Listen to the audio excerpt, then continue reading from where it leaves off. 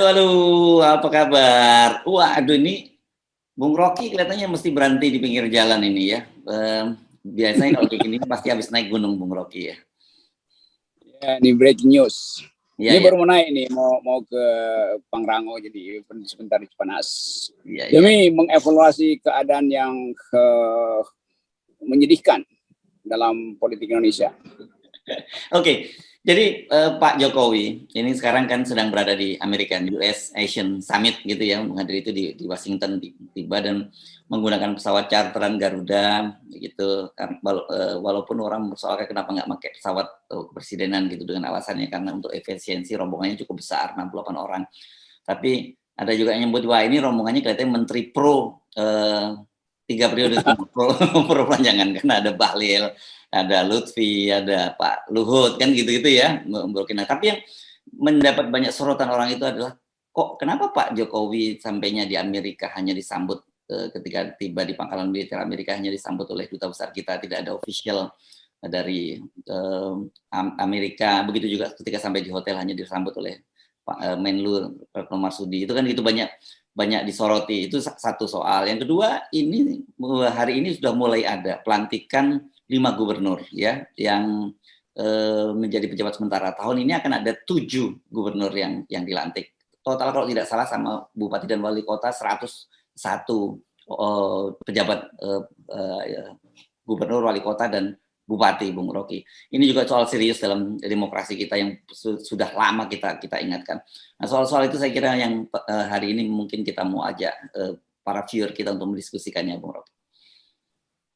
Ya, ini soal serius. Jadi ini bikin beban baru pada Pak Jokowi kalau dia sampai di Amerika dan nggak ada semacam mestinya kan ada courtesy call dulu dengan pejabat Amerika tuh siapa yang jemput atau kalau memang nggak ada ya dibatalin. Ini juga mestinya Retno itu Menteri Luar Negeri udah mesti dipecat tuh. Karena ini memalukan bangsa bahwa presiden tiba di negara adik kuasa yang seharusnya ada pembicaraan dan agenda yang lebih pasti. Tiba-tiba hanya sendirian kayak turun dari pesawat terus masuk hotel. Jadi hal yang dari awal kita udah coba menjelaskan bahwa cara Amerika melihat Indonesia udah berubah itu. Mungkin karena problem di dalam negeri kita sendiri yang menyebabkan Indonesia dianggap ya faktor tapi asal-asalan aja lah. Ini akan mempengaruhi pertemuan nanti antara ASEAN dan Amerika Serikat dan sangat mungkin juga Joe Biden nggak akan datang di situ untuk bicara ya. Itu kita mesti tafsirkan sebagai teguran Amerika terhadap ketidakmampuan Indonesia untuk membuat keputusan soal Rusia itu. Jadi sekali lagi ini juga jadi skandal dan pasti memalukan karena tradisinya bagaimanapun harus ada pejabat setingkat apa dari Amerika yang menjemput presiden itu atau semacam ya basa-basi diplomatis. Ini nggak ada.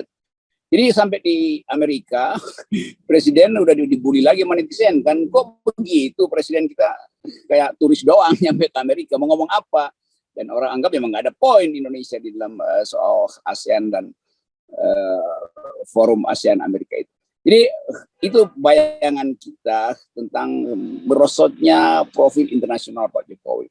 Dulu kita masih berupaya untuk dorong Pak Jokowi masuk dong dalam forum internasional. Ternyata bahkan yang sekarang yang terakhir pun dia nggak dianggap. Sebenarnya nggak dianggap kan. Jadi itu poin kita. Dan mungkin juga Amerika merasa ya dari awal juga profil politik luar negeri Indonesia ya cukup diatasi sendirilah. Nggak perlu ada keistimewaan tuh basa-basi diplomatiknya. Nah itu intinya. Lalu soal pengangkatan gubernur-gubernur. Ini juga satu sinyal bahwa memang demokrasi kita udah hancur lah. Gubernur-gubernur akan diangkat oleh presiden melalui menteri dalam negeri tanpa ada legitimasi. Dan itu bisa 2,5 tahun, itu artinya gubernur tidak perlu mempertanggungjawabkan kebijakannya pada publik, pada konstituen. Jadi merosotnya demokrasi di dalam negeri juga seimbang dengan pudarnya profil Indonesia di fora internasional. Itu yang menyedihkan kita hari-hari ini. Ya, dan ini kemudian publik menyoroti, media juga menyoroti soal 5 orang gubernur ini. Yang disoroti adalah Gubernur Bangka Belitung ya, Ridwan Jamaluddin, ini Dirjen Minerba ini yang dianggap sebagai orang dekat dari Pak Luhut Panjaitan. Sementara untuk Gubernur Papua Barat ini Paulus Waterpauw ini adalah teman satu angkatan Pak Tito di Akpol kan. Oke, lepas apapun justifikasinya orang akan cepat dengan cepat menghubung-hubungkan ini persoalan nepotisme gitu. Ya, itu poin sebetulnya. Jadi alih-alih memperlihatkan demokrasi kendati tidak ada prosedur demokrasi, ini justru diperlihatkan tentang kronisme tadi itu. Jadi orang-orang yang sekitar kekuasaan aja yang nanti yang dari awal juga kita udah duga akan menduduki pos-pos itu untuk apa? Ya untuk mengamankan kekuasaan Pak Jokowi, apalagi ya untuk memastikan bahwa seluruh investasi dari yang disebut oligarki itu akan diamankan oleh gubernur baru yang sebenarnya proksi istana aja tuh. Jadi nggak berubah, cara investor asing juga melihat, oh kalau begitu nggak ada gunanya masuk ke Indonesia karena akan terjadi semacam lipat melipat regulasi itu. Nah ini semua hal yang makin memastikan kita bahwa membayangkan 2024 itu kayaknya mustahil tuh. Lepas dari itu kita tetap ingin agar supaya kita mengasuh masyarakat sipil supaya terus tidak putus asa dalam memperjuangkan keadilan. Dan kemarin kalangan mahasiswa, buruh dan ormas-ormas LSM kan bertemu di Cibubur dan masih dihalangi untuk melakukan pertemuan. Padahal ini pertemuan justru untuk membaca situasi agar supaya ada wilayah yang bisa kita amankan kalau terjadi clash di tingkat elit. Jadi dianggap bahwa konsolidasi masyarakat sipil itu untuk mendorong kekuasaan supaya jatuh. Bukan, itu justru untuk menyiapkan kalau kekuasaan jatuh. Maka ada kelompok yang menangkap problem bangsa ini. Karena itu mulai dilakukan koordinasi antara buruh, mahasiswa, masyarakat sipil. Jadi ini untuk menjaga supaya kalau kekuasaan jatuh, ada institusi alternatif untuk mengolah bangsa ini. Bukan untuk menjatuhkan kekuasaan, itu persepsinya macam-macam kan. Itu yang menyesalkan pertemuan akademis kok bisa dilarang lagi atau dihalang-halangi di Cibubur kemarin. Ya. Oke, jadi ini nanti akan masih ada, kalau soal balik lagi ke soal pengangkatan pejabat ini, kalau dari ada 9 ya total, saya kira sampai tahun depan ada 271 seingat saya yang akan dilantik, dan 9 diantaranya gubernur. Salah satunya adalah gubernur DKI Jakarta yang saya kira bulan November nanti akan habis masa jabatannya ya. Dan kita sudah mendengar nama yang akan diangkat sebagai gubernur yang di sekretariat sekarang, kepala sekretariat presiden Heru itu.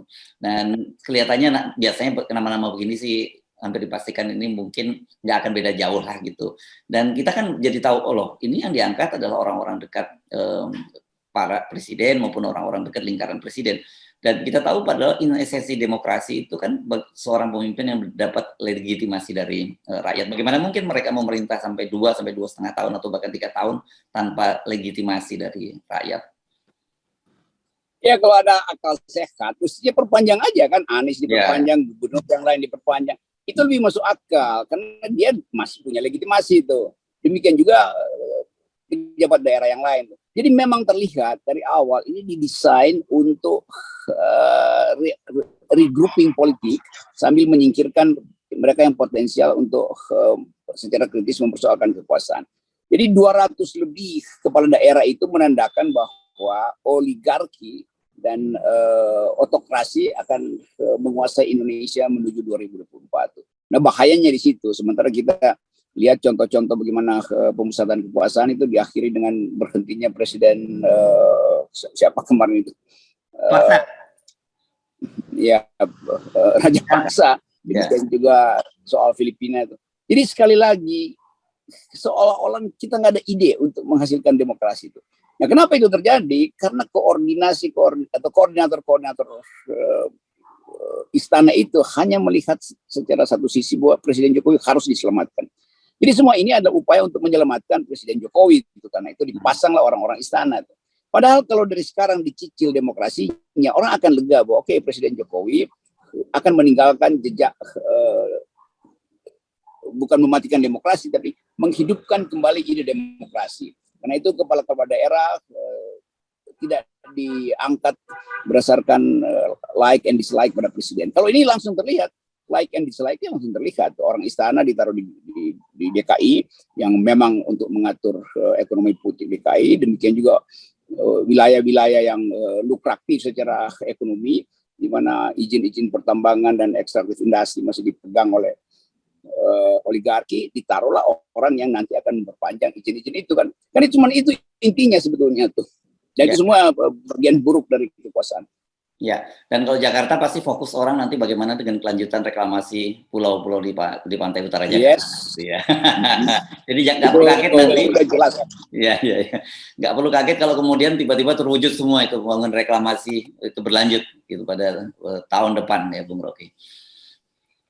Jadi ini memang kepala-kepala daerah yang dianggap untuk mengamankan proyek-proyek strategis dari oligarki sebetulnya. Bukan proyek strategis negara. Kalau proyek strategis negara udah pasti bangkrut karena APBN-nya udah nggak cukup. Ya.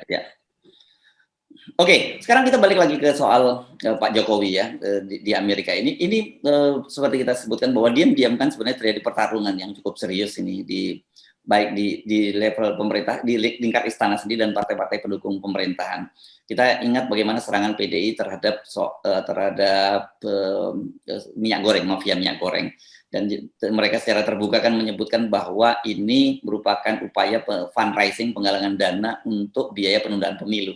Nah, tadi saya sebut ini menteri-menterinya yang berangkat ini adalah menteri-menteri geng penundaan pemilu kan. Jadi saya kira nanti kembalinya Pak Jokowi atau ini dari Amerika, walaupun banyak yang ngeledek-ledek nggak usah kembali deh, salah satunya Siniko Silalahi menyebut seperti itu. Tapi saya kira ini kita akan melihat sebuah babak baru gitu dari cerita kelanjutan bagaimana sebenarnya masa depan politik Pak Jokowi. Tapi orang juga kemudian bertanya-tanya sebenarnya skenario kaitannya dengan Golkar ini apa gitu, karena bagaimanapun juga kan sekarang Golkar ini sedang dikerjain oleh istana. Iya, saya anggap bahwa Erlangga itu dipojokkan sebetulnya dalam dua soal CPO dan soal penundaan pemilu atau perpanjangan masa jabatan gitu kan. Tetapi kita tahu bahwa Pak Erlangga waktu itu hanya mengatakan bahwa ya karena ada soal big data dia harus ucapkan itu lepas dari kepentingan pribadi dia. Tapi kan ini dimulai semuanya oleh celutukan Pak Luhut. Kan nggak mungkin orang semacam Erlangga itu berani nyelonong kalau nggak ada sinyal dari istana, dan sinyal itu jelas dari Pak Luhut. Yang kedua soal CPO, walaupun kita tahu bahwa di belakangnya ada konglomerasi sawit, tapi Erlangga memberi poin supaya penyelesaiannya rasional ekonomi lah. Itu jangan semua dihambat ekspor itu tuh. Tapi kemudian dengan dua kasus itu ada alasan untuk menyatakan bahwa Erlangga ini bermasalah di istana itu karena mendorong 3 periode dan nggak patuh pada presiden soal CPO. Tapi saya kira itu ada permainan dari mereka yang anti pada Erlangga, terutama saya kira Erick Thohir sebagai pesaing utamanya tuh. Dan kan ini akan adu pameran prestasi kan. Erlangga pasti akan ucapkan beberapa prestasi yang memang dia wujudkan melalui kepemimpinan di Kemenko dia tuh. Tetapi juga Erick Thohir berupaya untuk kasih tahu bahwa Erick Thohir lebih berprestasi. Jadi persaingan prestasi yang akhirnya terlihat bahwa yang akan dikorbankan oleh Erlangga itu. Nah, saya menganggap bahwa situasi di istana itu harusnya menimbulkan semacam kepastian bahwa ini kabinet pasti berantakan. Nah, dalam kondisi semacam itu harusnya Erlangga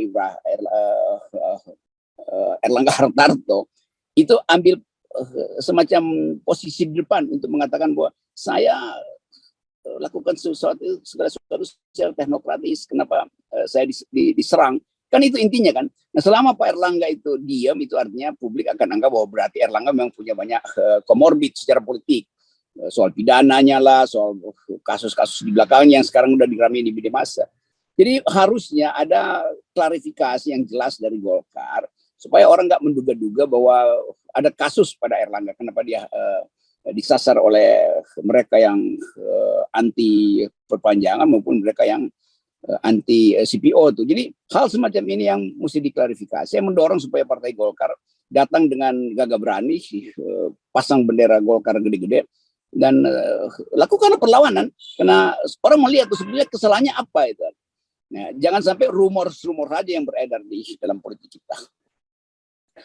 Dan ini kan kemarin kita juga singgung bahwa gonjang-ganjing di Golkar ini pasti erat kaitannya dengan upaya bagaimanapun juga menyelamatkan masa depan Pak Jokowi.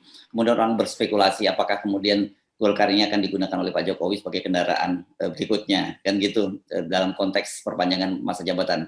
Skenario yang muncul misalnya rumor tentang Pak Jokowi akan berpasangan dengan Pak Prabowo.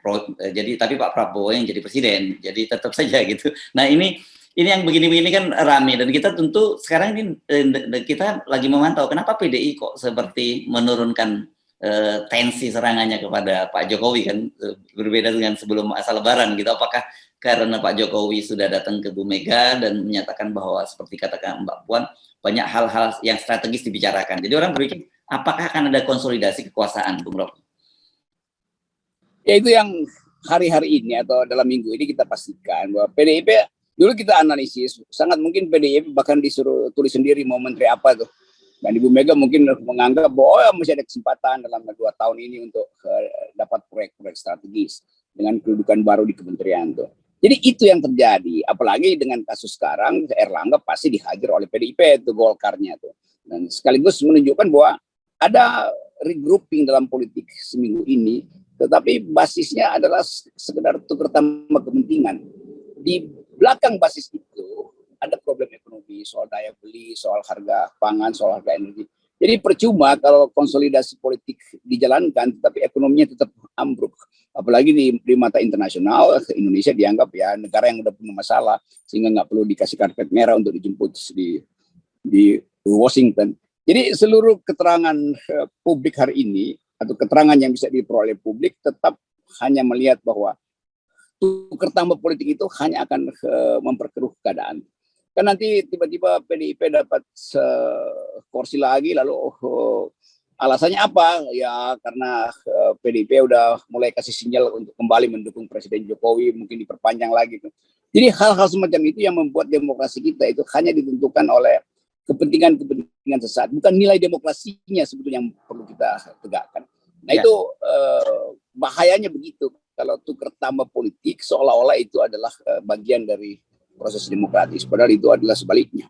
Ya, saya kira gampang nih kita nanti membacanya. Kalau kemudian kembalinya dari Amerika, kemudian ada reshuffle seperti yang Anda sampaikan, kemudian PDI jatah yang lebih besar, itu berarti ada konsolidasi dan kemudian kasus minyak goreng tidak berlanjut di Kejaksaan Agung. Dari situ kita sudah dapat indikator, oh oke, terjadi konsolidasi.